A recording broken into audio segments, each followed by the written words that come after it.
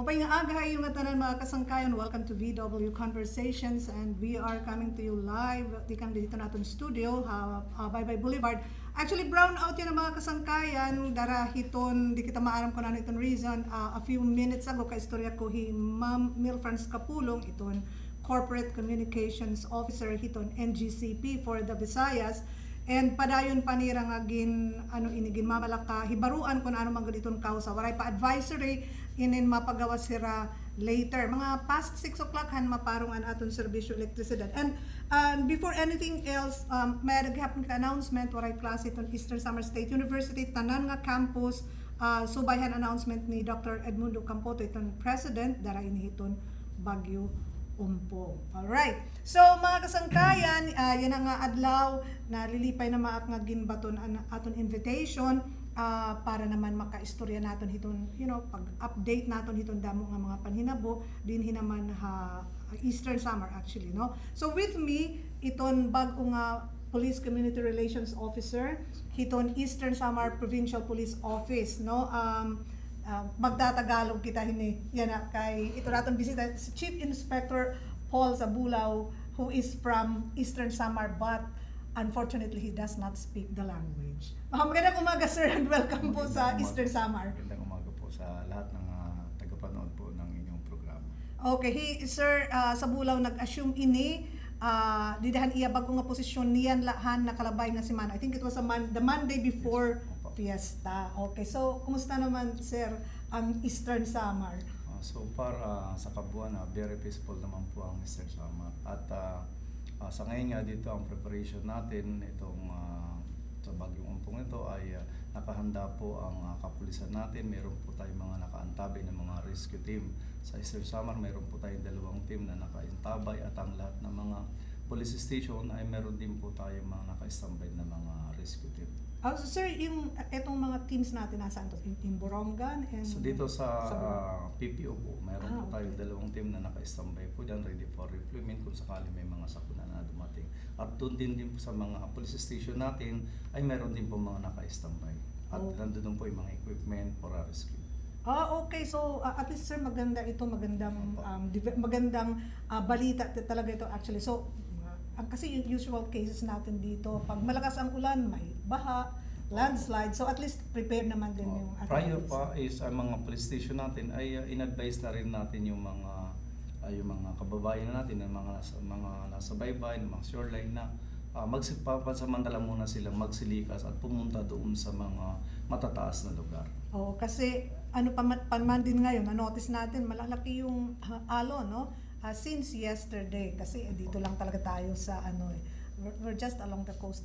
So sir, first things first, napakamaganda yung nangyari the last fiesta, no? Dahil 0 incident dito naman despite una may mga worries tayo doon kasi masyadong maraming tao, no? Paano ginawa ng pulis? Balito na po yung ginawang direktiba rin ng aming regional director at ng aming provincial director na mas lalong paigtingin yung security nga dito ng fiesta, kung saan ay nag-augment tayo ng mga police from the station dito sa loob mismo ng city ng Borongan at nagpakandak tayo ng checkpoint, 24-hour checkpoint doon sa papasok sa north at saka dito sa south.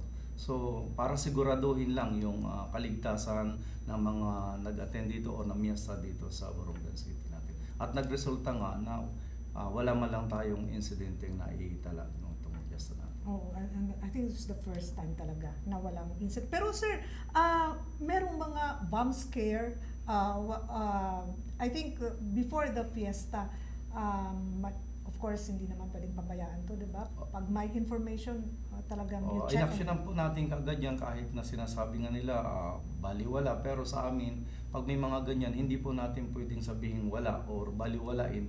Kundi inaksyonan po natin at sinigurado natin na walang masasaktan. Kaya cleared natin bago natin i-declared na talagang walang bomba doon. Sinikap muna ng ating mga taga-IOD na talagang saliksikin yung buong ng pure gold.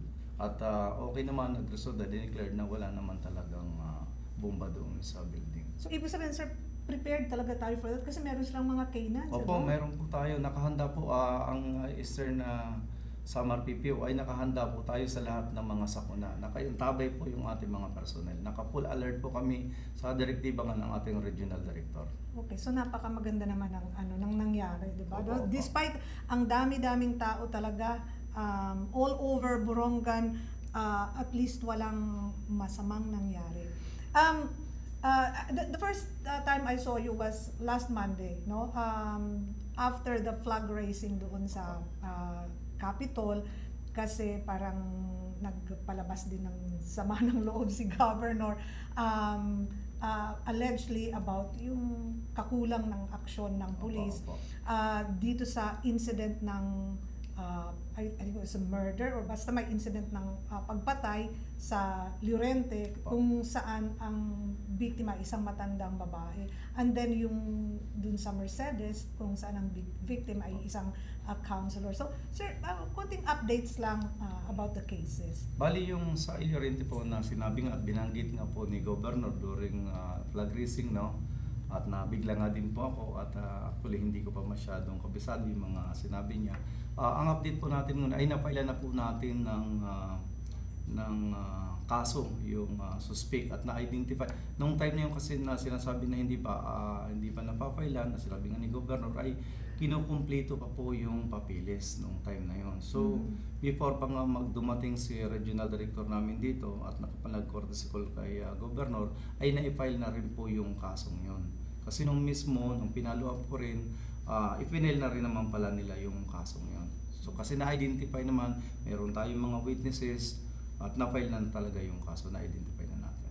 Okay. Yung sa isa naman na binabanggit ni Governor, yung doon sa Mercedes, ay continuous yung ating investigation at meron naman tayong mga tinitingnan mga person of interest na identify na rin naman yung mga tao. Kaya lang, hindi pa natin basta pwedeng isa publiko para mas maging maganda yung ng investigasyon, para hindi mabahiran ng kung ano pa. Kasi sir, malapit na kasi yung election. Opo. And then the victim is politician. Kasi dito sa Eastern Samar, madalang din lang yung mga politically related na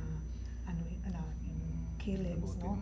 So siguro in-investigate yan if it was politically motivated or may mga personal lang na alitan, no?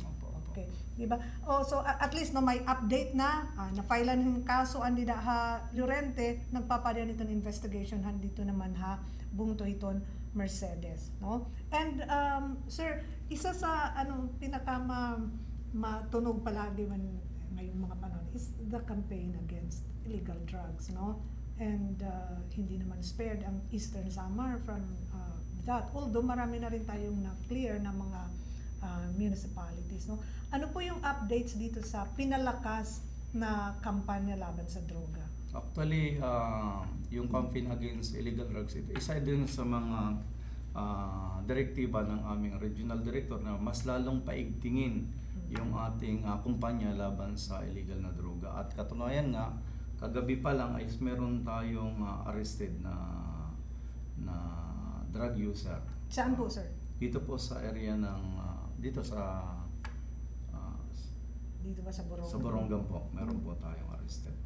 Oh, at least magandang development yan. Opo. Pero sir, I know kahit bago lang kayo, siguro I'm just wondering kung dito ba sa Eastern Samar, ang karamihan ba ay mga users lang or meron ba tayong nasa narco list ng presidente? So far sa nakita ko doon sa record, wala naman na tayo rito nasa narco list at ang mas marami lang dito is user. So nakita ko doon sa datos, mas marami tayong user at mga nagsipag-surrender naman po na mga nag-report na sila kasi meron naman tayong programa doon sa mga surrendery kung saan ay mayroon tayong program na ginagawa sa kanila at ina-account sila ng mga kanya-kanya mga police station. Meron tayong mga activities na ginagawa sa kanila. Pero sir, may mechanism ba ito na halimbawa pag after, kasi I know na re-rehabilitate sila, do we have a mechanism to check on them na to make sure na hindi na sila bumabalik din sa, drug activities nila. Ayun nga po, yun pa yung ginagawa po ng kapulisan, mga police station, kung saan ay ina-account sila. Meron tayong every Saturday sa mga activities, yung mga Zumba, yung cleaning, moral recovery. Para isa din yun na ina-account natin sila, malaman natin kung talagang gumagamit pa sila at merong 6 months na duration ng kanilang rehabilitation at ipinapadrug test po yan sila. Kasi so far dito naman sa Eastern Samar, wala naman kaming mga records ng namamatay o pinapatay, no? Relatively, the anti-drug campaign in Eastern Samar is peaceful. Opo, na medyo nakakatuwa nga at wala po tayong mga insidente na mga ganon, unlike doon sa Maynila, sa akin. At saka sa big cities. Pero sir, I'm just wondering, saan kaya nang gagaling yung drugs, yung illegal drugs na ginagamit naman ng mga users dito? Parang hindi ba natin matitrace? Because I'm very sure meron din, kahit hindi big time, pero kasi paano nila nakukuha yung shabu for instance? Actually, kasi nagkalat talaga yan as per info from Cebu, from Tacloban, yung mga pinagkukuhanan nila ng item na yan, shabu na yan. So nakakalusot pa rin naman at kaya lang dito sa atin medyo mahigpit na nga kasi yun nga yung kumpanya natin mas lalong paigtingin, kaya medyo wala naman tayong naaresto at namumonitor ng husto yung sa mga police station. At saka tama yun. At sigurado pagka mayroon pang nabalitaan, sisiguraduhin kung mahuhuli po sila. Kasi the previous weeks, mostly meron tayong mga apprehensions, no? Most of them galing sa Dolores, no? Galing talaga sa Dolores. So, we're just wondering, siguro doon, siguro doon din yung marami yung mga nagbibenta ng at masisipag yung kapulisan manghuli doon. Yun din siguro, sir. Nagresulta po na may mga nababalitaan doon na huli dahil sa kasipagan po din po siguro ng mga kapulisan doon. Tama yun. Tama talaga yun. Kasi ako naman naniniwala na siguro, sir, kahit ba, for instance, na declare na drug cleared ang isang municipality, hindi naman ibig sabihin na zero drug use na, kasi may lulusot pa din siguro yan. At saka yung may duration man kung kailan po na declared yung drug free yung isang barangay, pero hindi ibig sabihin ay hindi na namin po i-monitor. Continuous pa rin po ang monitoring natin doon sa mga lugar na yun. Kumbaga naging mas magaan na nga lang yung monitoring natin doon, nagpo-focus naman tayo doon sa mga hindi pa na drug cleared. Tsaka parang re-evaluate din siguro every now and then. Opo.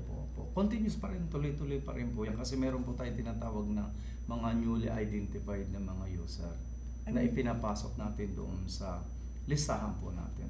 Despite the campaign talaga, meron pa rin mga bago? Mayroon pa rin po talaga na mga ganun. So, kaya tuloy-tuloy pa rin po yung aming trabaho to identify kung mayroon pa rin ba na wala doon sa listahan. Okay. So, sir, aside from this, alam mo, ito yung marching orders ng bagong regional director natin to focus on anti-drug campaign. Ano pa yung ibang focus ng kapulisan natin ngayon? Anti-criminality campaign. Kasi Eastern Samar is hindi naman masyadong hindi naman kami masyadong magulo dito. Hindi naman kami mga violenting tao. Yung first lang naman na order ng ating regional, maging alerto ang ating mga kapulisan at yun nga, paigtingin yung campaign against illegal drugs at ipagpatuloy ang pakikipag-ugnayan ng kapulisan sa mga mamayan na may ngiti sa labi. Ganun. Opo. Kasi naman sa parang hindi welcome po yung ating mga kapulisan, yung kanyang mga may ngiti, makipagkaibigan, makipag-ugnayan sa mga mamamayan na may ngiti sa labi. Kasi that way, makakakuha din kayo ng information from the people. Yes po. Kasi kung minsan, sir, kapag nakita ng naka-uniform, matatakot na yun. Lagi nilang nakasimangot. Ngayon, hindi po. Isa sa doon sa marching order ng ating regional director na kailangan ang kapulisan ay laging nakangiti. Okay. Maganda yun talaga. Maganda talaga yun, sir. Kasi yung iba yung tendency pag nakakakita ng pulis, takot agad yung nararamdaman. So it should not be that way. Okay. Pero sir, aside from yung anti-criminality, anti-drug campaign, ang ating kapulisan ay din tayo sa how to maintain the peace and order, and the campaign against mga um, mga rebelde na mga kapatid. And I understand, meron tayong mga nag-surrender na mga kapatid from the other side. Can you give us the details about this? So far meron po tayong, sa ngayon po meron na po tayong dalawang kapatid natin na New People's Army na nag-surrender dito sa Buena Vista sa may Kinapundan, sa pamumuno doon ni Police Chief Inspector Frederick Sinyal, kung saan meron ng dalawa tayong kapatid na nag-surrender doon na si Jojo Guerinelias at saka yung isang kapatid niya. Ito ang sabay ba sila, sir? Bali, yung Jojo nag-surrender to nung August 25. Tapos itong kapatid niya si Giovanni ay Akadante ay itong September 11 lang po siya nag-surrender, at pati yung kanilang armas. Ito si Jojo nag-surrender na sa 357 na baril, at itong kanyang kapatid ay nag-surrender ng caliber 38. Katunayan lamang na nagtitiwala ng ating mga kapatid sa ating mga kapulisan ngayon dahil sa patuloy na yung programa ng gobyerno na nagbibigay ang gobyerno doon sa immediate assistance doon sa mga kapatid natin na nagsusurrender, at meron tayong livelihood program na ibinibigay. At doon naman sa kanilang mga armas na isinusurrender ay may kaukulan ding reward tayong ibinibigay doon. Ito under sa e-clip, the enhanced clip program natin. So, asa na yung mga nag-surrender na ito? Sa ngayon po, nasa under custody pa rin po ng second company dito sa may Buena Vista. Okay. So, prior to that, usually yung mga ganito, nagkakaroon ba ito ng mga prior talks between them, or talagang ora-orada na lang silang dadating doon sa mga kampo? Ito ngayon, ito yung resulta doon sa intensified police operation din na ginagawa ng ating kapulisan, at doon sa ating pinamimigay na leaflets doon sa program na aabot natin sa mga mamamayan natin, yung programa, gandang programa ng gobyerno. Okay, so parang etong our campaign against the insurgency, parang na rin kasi dati nasa army ito, and I think kasi dito sa Eastern Samar binawasan na yata yung army, no? So talagang nasa sa inyo na rin yung responsibility. Kasi sir, I think it was a few months back na nagkaroon na naman ng medyo movement yung mga kapatid natin from the other side after being silent for many years, no? Biglang nagkaroon. I think there was even an encounter with I don't know if it was the military, no? So paano sir, paano yung campaign na ginagawa ng ating kapulisan to encourage them to go back to the folds of the law, no? And for them na hindi na sila bumalik pa. Once na bumalik na sila dito sa mainstream na society, hindi na sila babalik pa doon sa kanilang pinanggalingan. Ayun nga, kaya nga yung programa nga ng ating gobyerno napakaganda, kasi nga isa nga ito na pagkanlong sa ating mga kapatid na gusto nang bumalik sa kanilang mga pamilya. At yun naman ang mitiin ng ating regional director na hikayatin atong ating mga kapatid na New People's Army na mag-surrender na sila nang makasama nila na matiwasay ang kanilang mga pamilya. Okay. So, etong under the CLIP program, sir, meron bang mga financial assistance? Opo, yung immediate assistance na binibigay dito is 15,000. Ibig sabihin nun, sir, pag halimbawa ako, mag-surrender ako, agad-agad after ng evaluation po, yun. Pag na-complete na po na-evaluate yung talagang ibinibigay po sa kanila po yun. How about kung mag-surrender ako ng firearms? Meron pong kaukulang reward po doon. Tapos yung binibigay po natin na livelihood program po doon, meron po tayong 50,000 na binibigay na livelihood program para doon sa mga nag-surrender. After yung thorough evaluation? Po. After na ma-complete na po yung evaluation. Pero sir, like for bumalik na sila, may mga security issues pa rin to, I'm very sure. Ano yung protection na nakukuha nila from? Ay, ito naman, sinisigurado natin na protektado sila at hindi sila mapapahamak. Meron pa rin silang ugnayan doon sa pulis natin at patuloy pa rin naman na binabantay natin sa monitor po natin sila. So far yung ating ngayon, yung ating dalawang nag-surrender ay nasa custody pa nga kasi under validation pa rin po for approval doon sa Army yung kanilang papilis. So Army and then sa DILG yung sir. Mga taga saan yung mga nag-surrender? Yung itong magkapatid ay taga Basay, Barangay Luog, Basay, Western Samar. Saan sila? I mean sir, paano na dito sila sa Eastern Samar nag-surrender? As per doon sa info ito ay nakasama na rin to si Chief Inspector Frederick ay before pa is na-arrested nahuli na rin nila itong isang suspect na sumurrender na ngayon during the encounter sa May Marabot last siguro mga 2015, mga ganun po. At napailan nga ito ng kaso. And then nawala na naman siya. Ngayon, na temporary bill siya at itong 2018 nga ay napawala, na-acquit siya. And then, instead na bumalik siya doon sa bundok, as mas minabuti niyang sumurrender na lang po dahil nandito siya ngayon sa Kinapundan at habal-habal po yata yung kanyang hanap buhay. So, nung na-acquit siya, mas minabuti niya makipag-ugnayan sa kapulisan natin dahil may tiwala na rin naman siya kay Chief Inspector Sinyal dahil yun nga, usually naka-arresto nun at hindi naman sila minaltrato kundi tinulungan sila. So nakuha ng tiwala, magaling itong ating pulis at nakuha niya ang tiwala nitong ating mga kapatid. So nakakatatlo na yata siya na nagpapasurrender. Opo. Talaga? Opo. How about yung sa ibang sir, sa ibang mga stations natin? Parang siya lang ba? I think Senal is sa mobile company natin. Opo.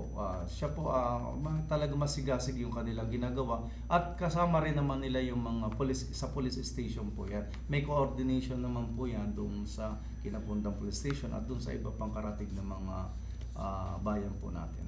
Sir, consider na bago lang kayo dito kasi sa Eastern Samar, pero ano pa ba, parang considerable pa ba yung numbers ng mga insurgents natin in Eastern Samar? So far, meron nga tayo mga tinatawag na mga sightings sa panahon ngayon, kaya nga tayo naka-full alert po tayo to monitor itong kanilang kung may mga activities na mga ginagawa. So parang wala naman po, sa ngayon po naman control naman po ang lalawigan ng Eastern Samar at wala naman po tayo mga nababalita ang mga gulo po rito. At sisiguraduhin po natin na ang ating mga kapulisan ay naka-full alert. Kaya po nagdagdag po tayo ng mga kapulisan sa mga police station at ang ating mga mobile force ay mas lalo pang dinagdagan ng kapulisan. Sir, mas dumami po ang ating kapulisan sa ngayon. So when we say, sir, full alert, ano ibig sabihin? Ibig sabihin ay nakahanda po ang ating kapulisan. So at all times? At all times po ay pwede po tayong lumusab or kung ano pa mga sakuna ay nandiyan po tayo lahat, nakahanda po tayo. Kasi na-notice natin to like the past weeks na kahit dito sa Borongan, even during weekends, talagang may dala-dala palaging mga yun po yung may low firearms sa ating mga po yung kapulisan. talagang marching order ng ating regional director na always naka-full alert po tayo ngayon. Sa panahon ngayon, naka-full alert po ang buong Eastern Visayas. So pero allowed din silang mga leave or whatever, or everybody is on call? Everybody is on call po at mas marami po tayo. Wala tayong masyadong pinapayagan ngayon maliban lang doon sa may mga emergency. Ganun pala yun. Tapos may augmentation pa tayo. Meron pa tayong mga augmentation. Pero yung force naman natin ng police dito is enough to protect the population. At sa kanya, mas lalo pang dinagdagan. Sa ngayon ay nag-download po tayo from region, nagbigay po ng karagdagang kapulisan ng ating regional director dito sa Eastern Samar mismo.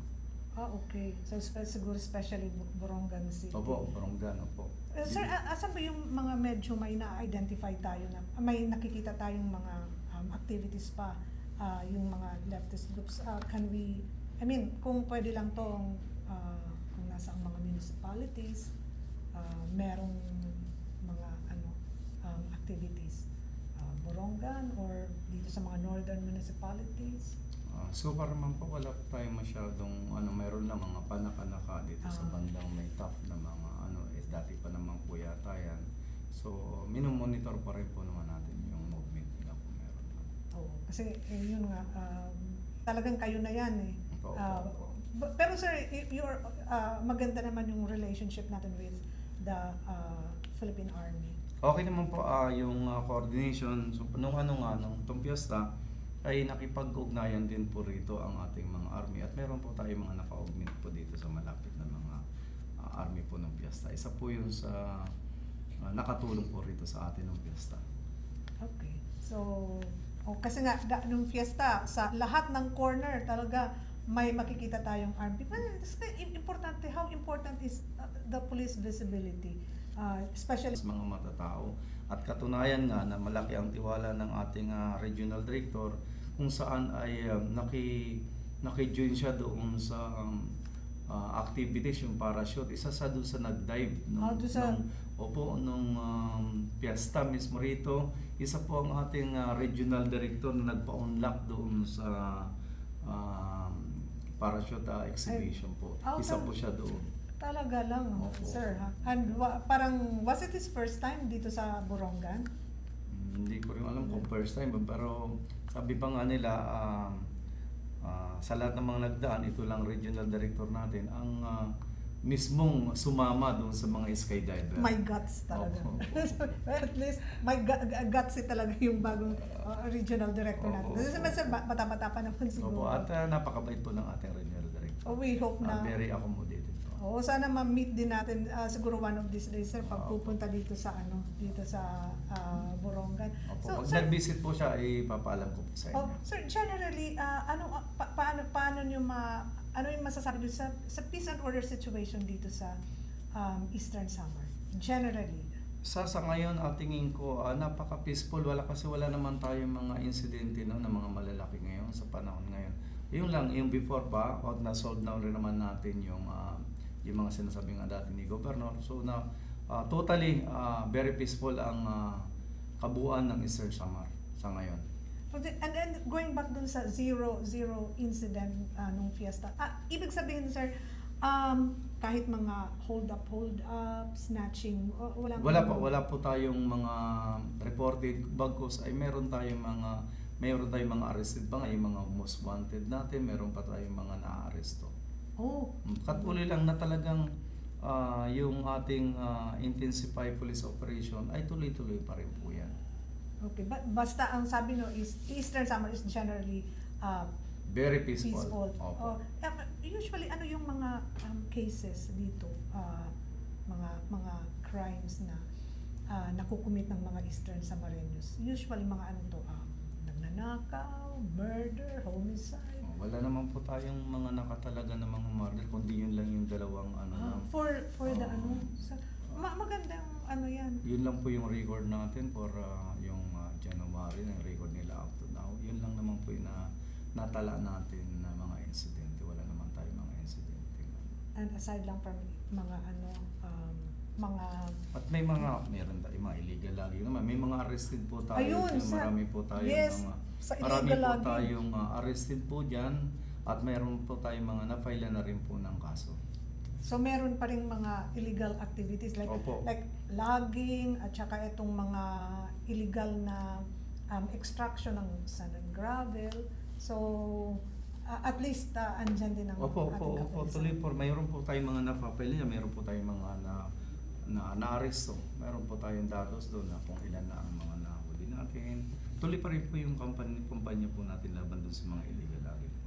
So, paano to sir? May mga nag-check po kayo or you're just add on tips coming from citizens also? Yun nga, yung mga police station natin is nagkakandak po sila ng regular checkpoint o plan sila doon sa kanyang mga area of responsibilities. So sir, what would be the best way for yung mga tao natin to for instance, may information sila na ibibigay sa police. What would be the best way for them to connect sa inyo, sa Yung, kapulisan? meron naman po kami mga hotline na pwedeng tumawag yung ating mga kababayan para magbigay ng impormasyon. Malaking bagay po talaga kung ang mamamayan natin, mga kababayan natin, ay makikipagtulungan sa kapulisan.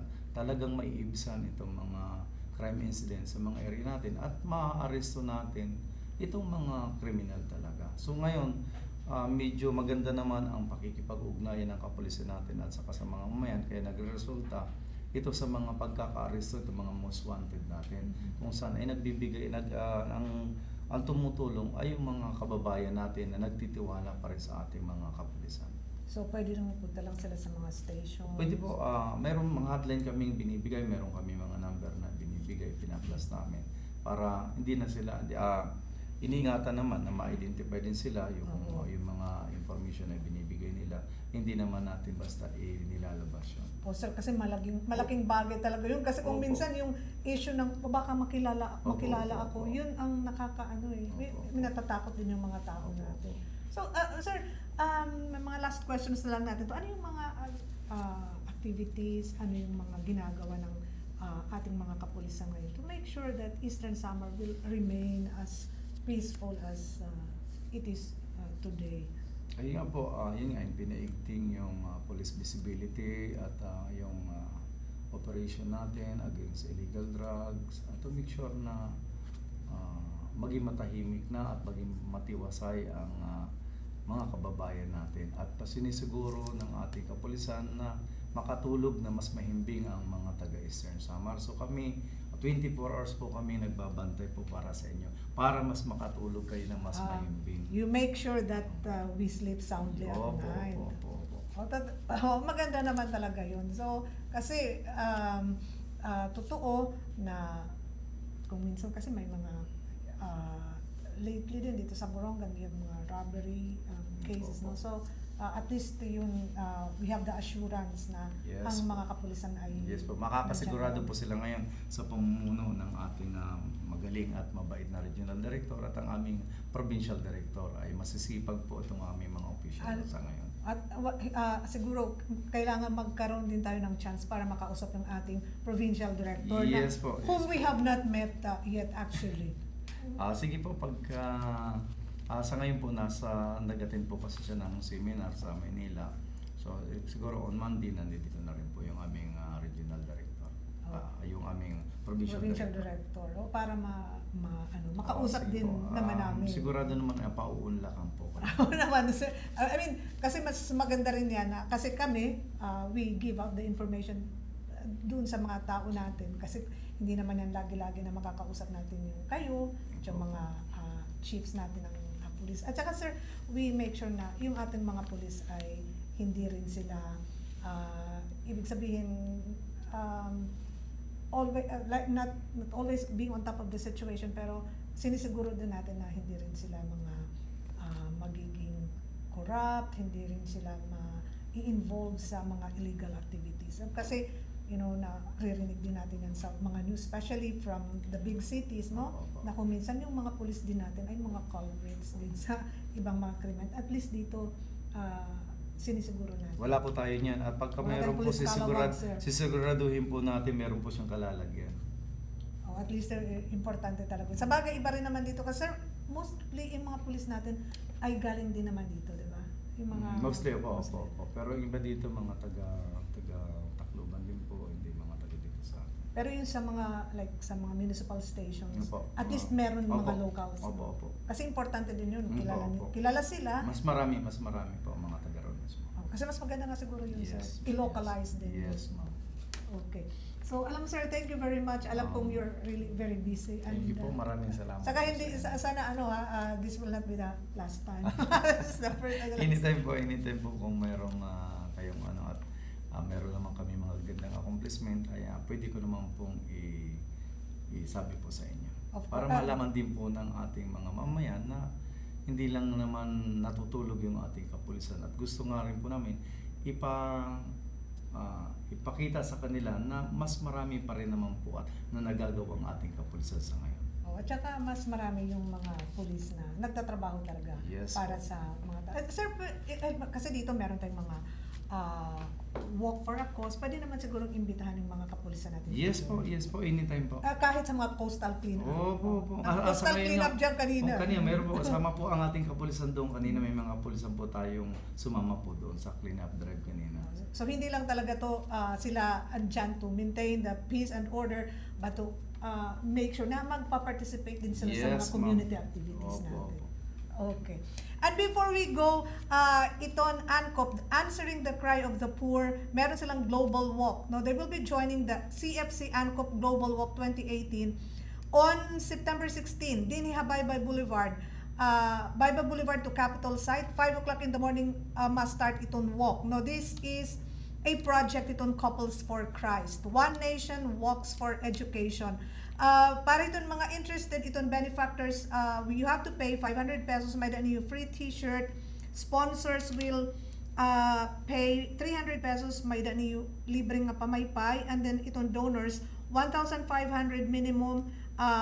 It could be an agency or a group of 5, may daan yung libreng nga mga pamaypay. And then iton participants, iton mga adults, 100 pesos iton registration fee, youth 20 pesos, and children 10 pesos. Children 10 to 12 years old, and they have souvenir items for sale, mga t-shirts at 350 and fans for 50 pesos. Kung pumalit kami itong t-shirt, automatically registered ka mo as a walker. So kung correct niyo mag-join, makakabulig na kita, no? Hindi naman nga maupay na kausa itong Couples for Christ and the ANCOP, ma-i-exercise pa kita. So you are invited, please, to join the CFC ANCOP Global Walk 2018 on Sunday, September 16, 5 o'clock in the morning. Walk starts dito Baybay Boulevard, magtatapos dito naman Capitol Site. Right, so sir, thank you very much. Maraming salamat Chief po. Inspector Paul Sabulao, the Police Communication Relations Officer, dito naman Eastern Samar Provincial Police Office, Camp Asadillo, itong irang opisina kung may ano yung mga concerns. Thank you, sir, for the time. Thank you po. Until next time. Thank you po. So mga kasangkayan, salamat gihapon na iyo, hani yung pakikiusahan atong VW Conversations. Until next time, thank you very much. Thank you po.